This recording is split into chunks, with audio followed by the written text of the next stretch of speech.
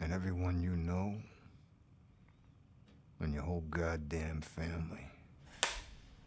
Action! 3, 2, 1, go!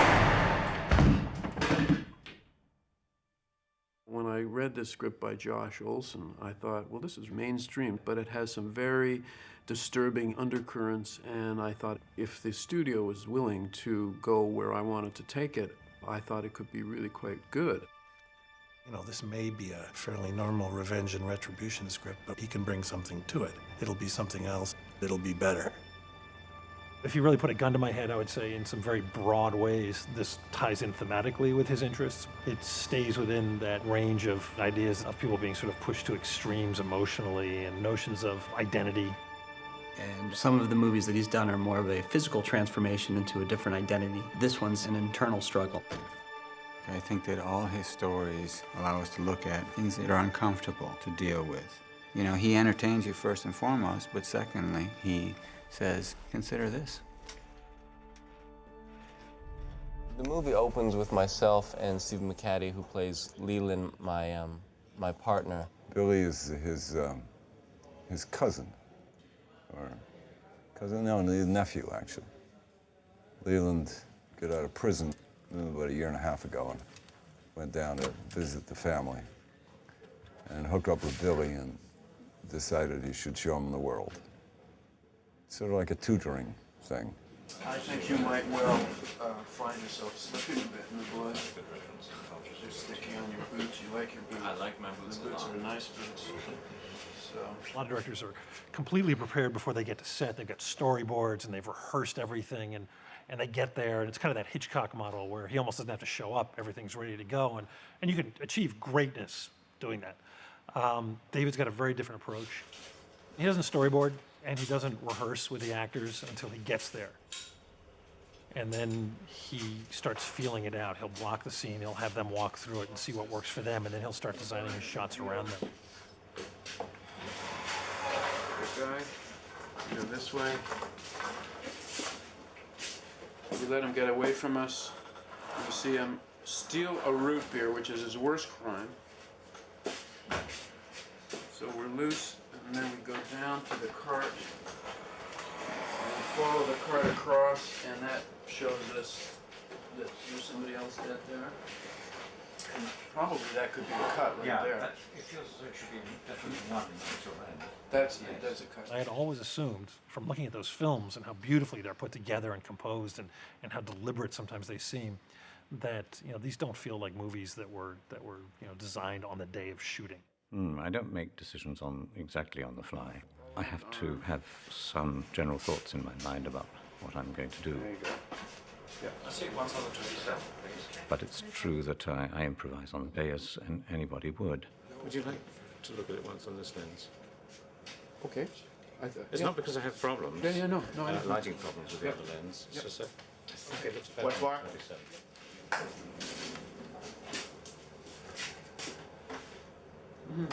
Yeah, it's nice. You get a better Yeah, feel. I agree. With David's movies, some people might think of effects and blood. Multiple stab wounds in the chest. Throat cut. Your left arm, put it back. You can see your throat better. Lots of blood on the floor. Yeah. It's never gratuitous, just for the sake of splatter, like zombie movies or something like that. There's a reason for it. It has its place in the picture. His preoccupations have shifted over the last few years. He's more interested with what's going on underneath the surface of the characters. Maybe as you come by, there's something you can reach for. You find your hand and come back. I'm not sure what. Let's think about that. Yeah. Maybe you ring the bell. I don't know. Yeah, Maybe you just do that. Give the bell. We'll bring it closer. Maybe which would alert the little girl, as well. Right. Often actors are worried about small, fussy, detailed things, which in the hysteria and the pressure of production, a director might say, well, I can't worry about that now, or it's not important, or no one will notice, or whatever. And roll. Rolling. Slate 89, take 7.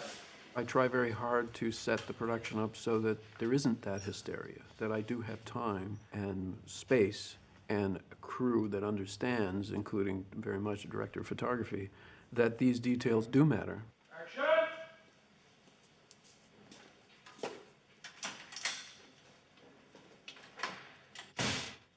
There's a lot of play involved in the creative act. We're grown-ups, but we are putting on funny mustaches and hats and calling each other by fake names and pretending to be somebody else. Of course, there's a lot of money, there's egos, there's reputations, there's pressure, but at the same time, you're playing, and you can't lose sight of that.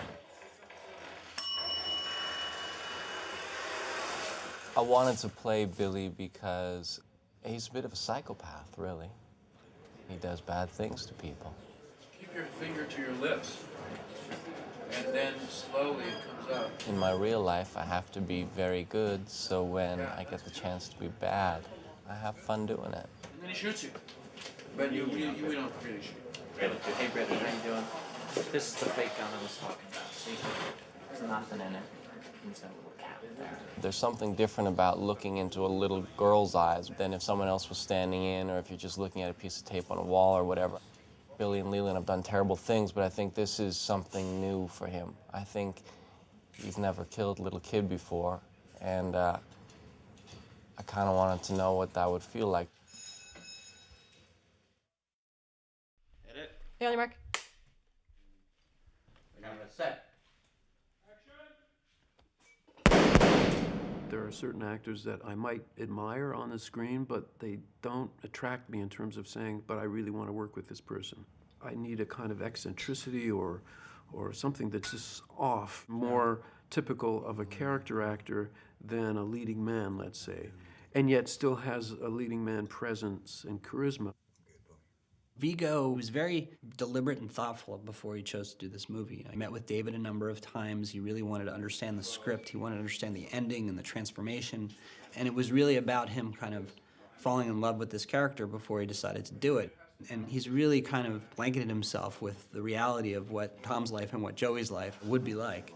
In terms of the way he approaches acting, I've never met, nor has Carol Spear, my production designer, met an actor who bought things for the set, was doing set decorating. He would go away for the weekend and he'd visit his parents or whatever, and he'd come back with little trinkets.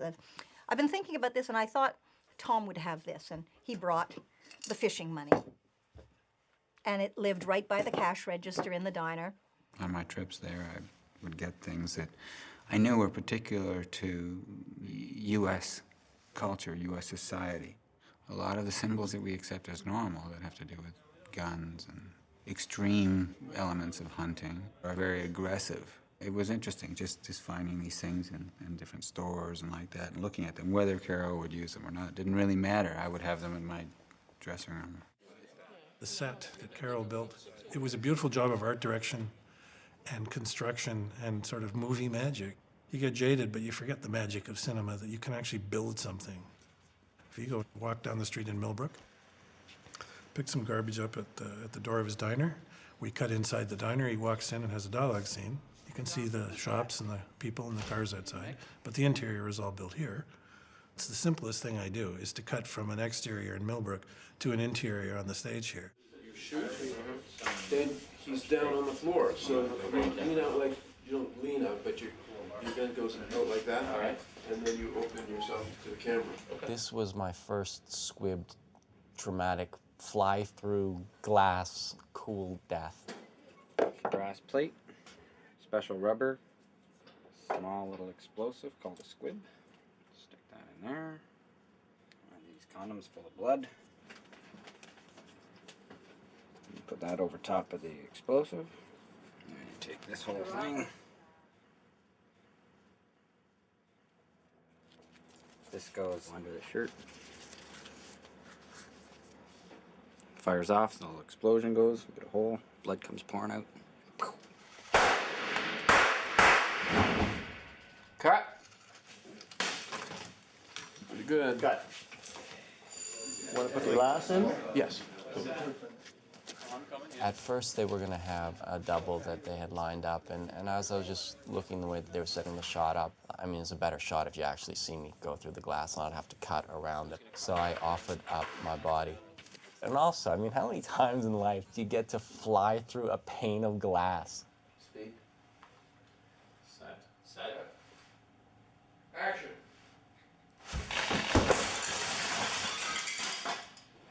Silicone. Looks like real glass, Uh-huh. except it's rubber.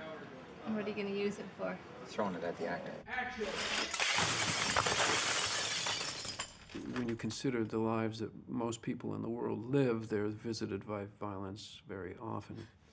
For us, it's sort of a traumatic event that we don't necessarily expect to find in our lives, that we're very favored to be able to live that way. But the truth is that violence as a way of life is pretty common on Earth right now. So artistically, you feel it's something you have to come to terms with and hope that you'll deal with it in your creative life and not have to deal with it in your actual day-to-day life. If there's a way that you could really do a cross-the-face smash with it and have it break and get a small amount of coffee and it go flying, maybe this is something that has to be done digitally. And speed. Action!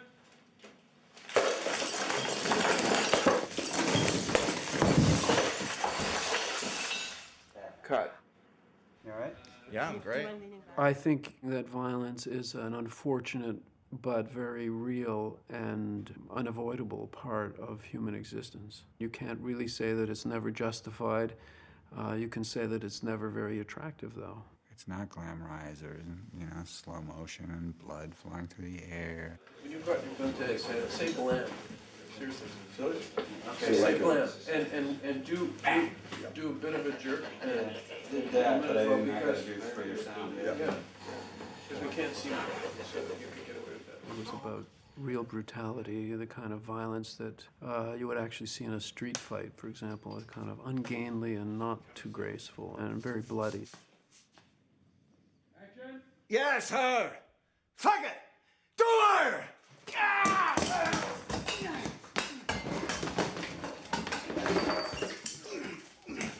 I lost my knife. Go ahead, stab me anyhow. Okay. Yeah! Ah! Blam! Have I had a rough day today? Yeah. What happened to me today? I got shot, and my jaw flew off, and it hung down my neck. It was gruesome. They stick it on my face for about 3 hours. For that particular scene, I even made like a little rubber tongue for him so he can just like, you know, shoot it out. And then I was lying in a pool of blood. Action. The tongue out more. Okay, and then go still. Okay, we can cut. I don't know why he deserved that. Part of what the movie is how the violence and the extreme violence that takes place in this town that's not used to something like that affects everybody. When Tom kills the two guys coming to the diner, they're going to kill everybody there. No question that he's justified in his self-defense, but I also think there's no question that even without the character of Joey lurking within him, there's a huge cost to whoever does these things. You know, what happens to you when you do that, and what happens to the people around you when you're sort of an ordinary American household? You know, you see Tom Stahl having this situation thrust upon him in which he reacts instinctively, so violence ensues, but he's congratulated for committing these acts of violence. In fact, he becomes, you know, a small-town hero. I was scared. Those men, they were going to kill us. There was no doubt. You could see it in their eyes. And then Tom saved us. Tom's a hero. The fact that in the United States, violence is celebrated, it tells you that as a society, we have a long way to go. And we sort of become inured to violence because it's just relentless, it's constant. So you're never really allowed to take a break and think about what just happened. Family work. I'm sorry, do you think we know each other?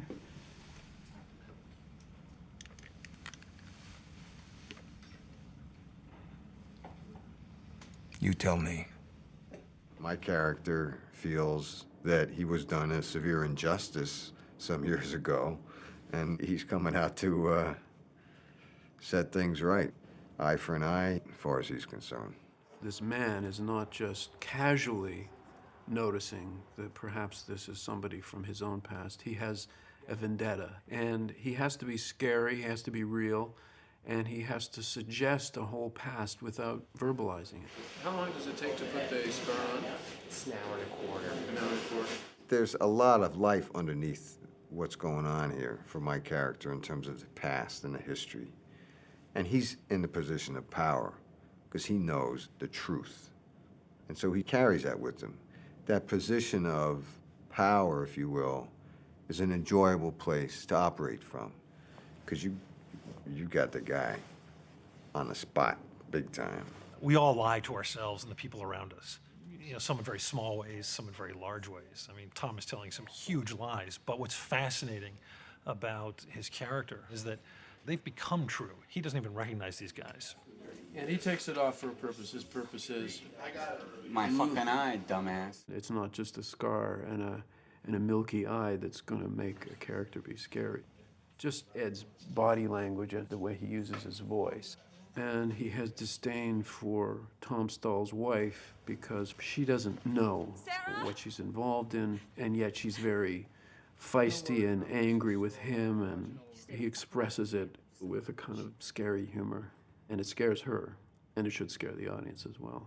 He really pushed me in a really exciting way. We were doing this scene in the mall one day, and it was my first scene with him. Nothing to worry about, Mrs. Stoll. I've been watching over her. You stay the fuck away from my family, son of a bitch. There is no need to use that kind of language, Mrs. Stoll. You know, we're doing the scene, and we're kind of working it out, and I was kind of all over the place, and it's my close-up, and he's sitting on the bench, and he looks up at me, staying in his character. He goes, "I don't believe a word you're saying." Mr. Fogarty, if you... Can I tell you something before you go on here? Yeah. I'm trying to help you out here. You understand me? I'm trying to make you understand something. You're living with somebody who's not who he says he is. I hear what you're saying. No, you don't. I hear what you're saying. No, you don't. And instead of getting defensive and going, "What do you mean?" I stayed in my character, and I just gave him my next line. If I see you within 500 feet of me or my children or my husband, I'll have you arrested. Can I possibly make myself any clearer than that? No, Mrs. Stahl. Good, good, good. Hey, Mrs. Stahl. Don't forget your shoes. So he was kind of directing me within the scene, and the scene became something really dynamic because he wasn't afraid to call me out on something. And, you know, I thanked him so much for showing up for me. When Fogarty comes to our house and has our son with him, I'm like a mother lioness. I just want to kill the guy. I'll do anything to protect my son. Jack! Mom! Don't make us hurt the kid, Joey. I will get Jack. Please, go up to Sarah. Do it now. Cut. And cut. I feel like that worked. It was really convincing. The way we came out? No. When you told me to leave. Get tickets. And you get great seats. Better not looking. You look scared. Okay. Cute. Scary. It really becomes a family conflict then. From the moment that Jack sees Tom, my father, interact with Fogarty and his men, I think he just really puts into question, you know, who is my father and what is his past? You know, what is his history? And I run upstairs after he lets our son go, and I look out the window. And I not only see my husband kill a guy, I see him devastate a guy. So brutally that I know in that instant, I don't know who this person is. I mean, it's really disgusting what he does to this man. That looked real, didn't it? Watch, see if I can be that far away. Oh, ooh, hurt. The Charlie thing, basically they're gonna have to shoot like in the 3 stages of makeup. Yeah. One with no prosthetic until the first hit, like a little bit of blood through the nose. Yeah, so just if it is as though this ripped here. Okay. Action. Cut. Play that back, please. Well, that looked good, that first one. Second one is the prosthetic that I showed you the photograph like that. Yep.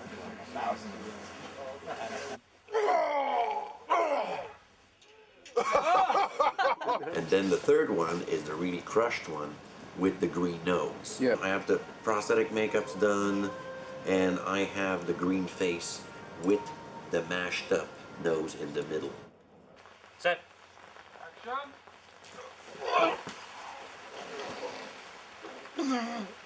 The green screen head will be shot in front of a green screen backing. To make it simple, because the best way is always to keep it simple, is with a syringe, with pressure in the syringe, we're blowing that through a blood system in the back, which goes to 4 selected holes that Stefan had chosen where the blood will spray out from, as if the bone in his nose had broken right up through to his skull.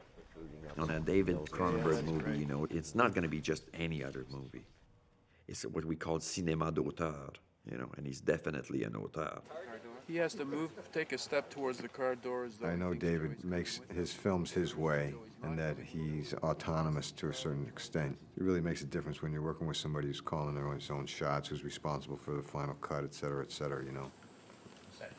Action! You won't need your toothbrush. We'll take care of it. Not that you can't come up with stuff, not that he doesn't listen to new ideas, no, not that he's not a collaborator, but ultimately it's his film and everybody understands that.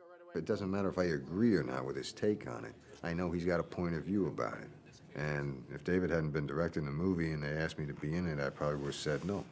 The difficulty in this film was trying to get things that I liked, that I felt were suited for the character, but at the same time that I could get multiples of. It's really hard because you can't just pick something because you think that artistically it's right. You have to pick it because you can get 6 of everything, which you generally get if there's shooting. We shoot him 6 times tomorrow, which is these 6 right here. And this is Ed you're talking about? This is Ed Harris, yeah. It's Fogarty. And hopefully all of this stuff will be enough to shoot the poor man 12 times. And then Frank, on Tuesday, gets shot twice, I think. And then over here is Charlie. Charlie gets whacked in the nose like this, apparently, and spews large quantities of blood out of his mouth. So Denise is getting 2 or 3 more of these, because it's a lovely blood color.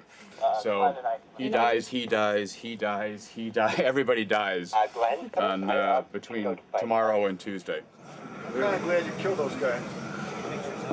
You don't want 17. I had to drive all the way out from Philly with those 2 guys. I can imagine. So you don't mind? Well, 3 against 1, you did pretty good. You got 2 of them. You shoot better since you lost that eye. You should thank me. Yeah, probably.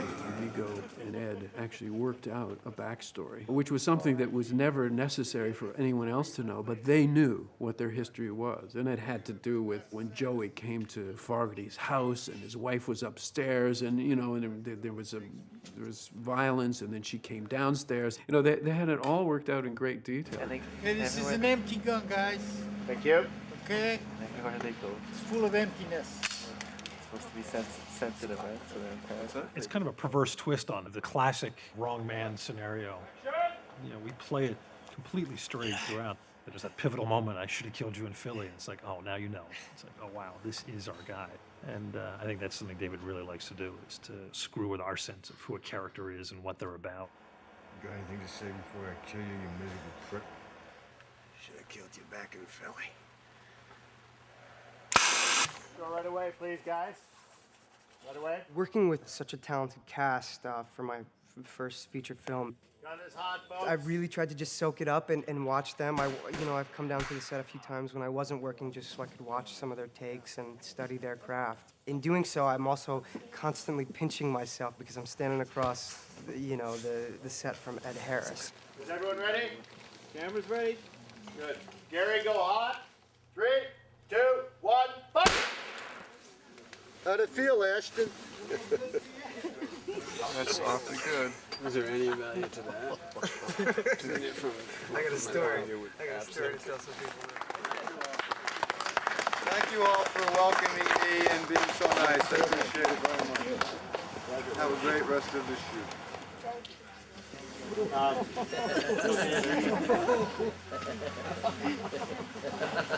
Yes, Bart.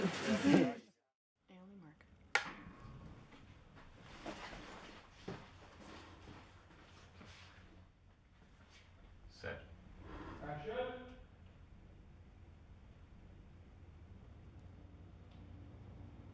Tell me the truth. The easiest thing to do with this movie is play more with the is he or is he not this guy, and that the overriding kind of surfacey tension of the movie, but the character stuff, the meat of the movie is really what's going on with Tom and what's going on with Edie as they struggle through their relationship. I like this idea of, and tell me what you think about this at the end, when I go over there, I'm just having those thoughts now. Oh my God, my whole life is a sham. You know, David's scripts are really lean because he is interested in the actors filling things out. In a sense, they are the custodians of their own characters. They protect those characters. They want to make them integrated and whole. And you as a director really should listen to that. You really should not move them around like pawns on a chessboard. You should allow them to be alive and to collaborate with you. And you know, from this point on, I feel like I can, you know, barely stand up, basically, in my opinion. You know, so here, more, you know, here, but not just, I think I don't have it together, and that's why I go there, right? Let me be honest, when I first read the script, I thought, supportive wife. And then I read it again, and I started to find some things in her that she was more of the man in this family than Tom was. Then when it changes, she kind of is forced back into this feminine, receptive, vulnerable place. And as soon as I found that shift, I started to look at it differently. This killer that Fogarty warned me about. I walk in and it's the first time I confront him. And when I actually hear the words that he's not this person, it's like a physical thing takes over my being and I just run to the bathroom and puke. Maria had a really nice idea of going into the bathroom just for a second and then coming back out. And we don't need much, obviously. How much time do you have? Because that's Quite enough. Yeah. Peter's so slow that you've got hours. That was a bit of a surprise because it was not in the script. We had an extra door on the set, but which was mainly for crew access, so that they wouldn't be stuck with one door to get into a set. So all of a sudden, she's running out the door, and unfortunately, it's the sound man or something. He's not really slow, but he can tell you how long it will take. We were running around frantically looking for extra flats, and luckily we had a couple of extra sinks and toilets, which we were able to get into the set on time. But it was instant set. And with David, you don't just build a corner of the set. You like to give him the whole thing, because you don't know what's going to happen. It's very interesting in a scene like that not to play into the other actor's energy, not to make it about Tom, but to keep in your own character's energy, because it's really traumatic. Some kind of multiple personality schizoid. There's an anger there, but it's not just an anger with the person who in some way has deceived you or disappointed you. You're also angry at yourself for falling for it. Jack's name? Sarah's name? Stahl? Tom Stahl? Did you just make that up? And let's clear the lights for now, guys, until we find the shot. We very rarely talk about visualization because we both like to discover that as we get close to the movie and see the different elements that go in front of the camera. 27. You might even manage it without taking the board out. If I'd come up with a formula to say, oh, let's put the camera off level, it would no longer have an effect after a couple of minutes. Oh, you know what? This is different. It holds very, very nicely. Yes. So I think we rely on what's going on under the surface of the story to give that off-kilter feeling rather than an obvious formula in the imagery. Okay. We shot most of this movie on a 27mm lens, which is quite wide, and is not a normal lens that you would use for close-ups, but I think over 90% of the film was shot with this lens, and it's just trying to find a coherent, cohesive visual equivalent to the psychology of the characters and the dynamics of the rooms and how people occupy their spaces and so on. One way to do this, I suppose, would have been to look at everything that's Tom as Tom, and then everything that's Joey is Joey. But what I think is more interesting is to blend them, and then you sort of waver back and forth, especially in stressful moments or as things start to break down. It's just to see some bleed through. I spent the next few years becoming Tom Stahl. Edie, you gotta know this. I was not really born until I met you.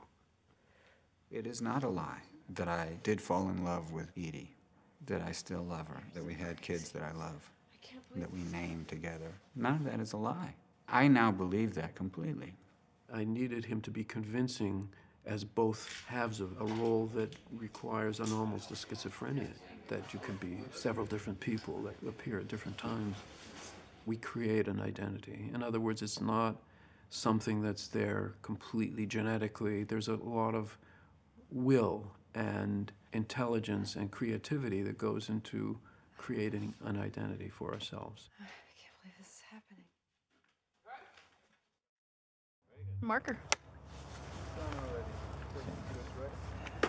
Action! Set.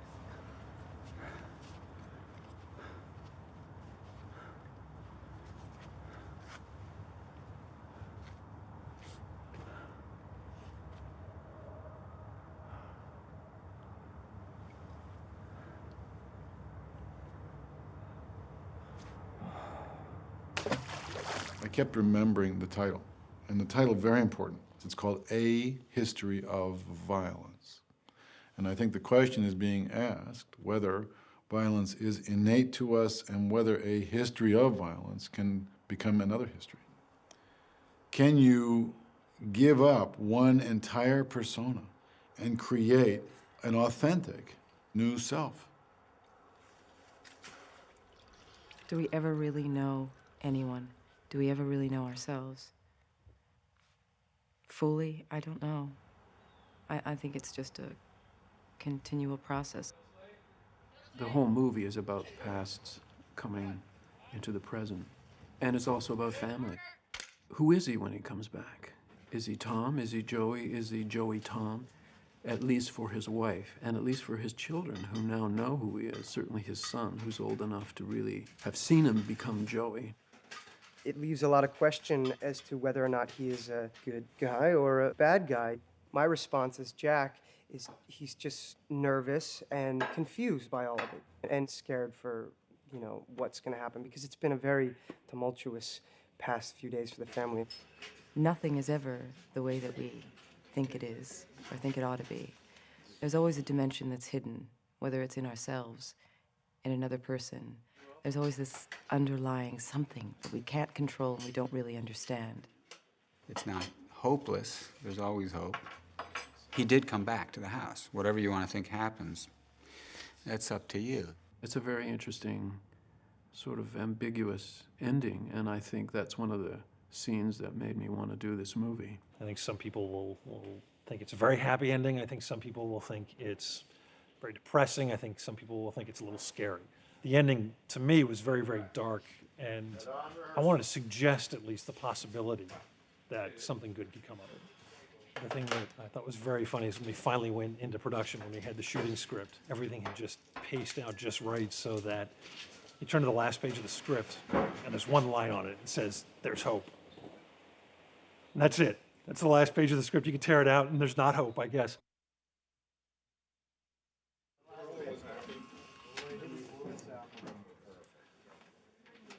Need another one. One more, Walter. Just one more. All right, one more, guys. One more. Russell needs another. Speed. Mark. Marker. We're set.